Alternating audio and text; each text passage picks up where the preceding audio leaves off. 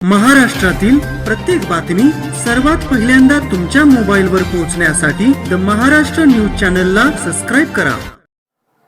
तर आज मतदान पार पडत आहे, तुम्ही काय नागरिकांना आवाहन करता? आपणाला सर्वांना कल्पना आहे की भारत ही जगातील सर्वात मोठी लोकशाही आहे आणि आज या देशातील सर्वोच्च सभागृहासाठी, ज्याला आपण लोकसभा म्हणतो, याच्यासाठी मतदान होतंय। जे होतंय ते 140 कोटी लोकसंख्या असणाऱ्या या देशातल्या सर्वात मोठ्या असणाऱ्या जगातल्या लोकशाहीतलं हे मतदान आहे।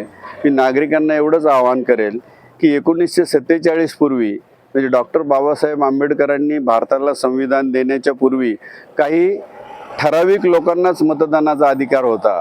काही राजे रजवाडे असतील, काही श्रीमंत लोक असतील, परंतु घटना ज्या दिवशी 26 जानेवारी 1950ला घटना अंमलात आल्यानंतर डॉक्टर बाबासाहेब आंबेडकरांच्या अध्यक्षतेखाली कमिटीने भारतातल्या प्रत्येक नागरिकाला, मग तो रस्त्यावर राहणारा किंवा फुटपाथवर राहणारा गरीब माणूस असो, की या देशाचा मुख्य पंतप्रधान असो, की एखाद्या राज्याचा मुख्यमंत्री असो, किंवा सर्वात श्रीमंत उद्योगपती असो, सर्वांच्या मताला समान किंमत आहे।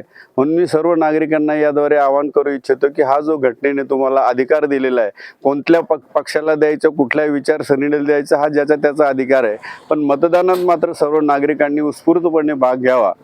एक प्रकारे निवडणुका हा लोकशाहीचा महोत्सव असतो आणि ते पवित्र हक्क सर्वांनी बजावावा एवढीच विनंती करतो।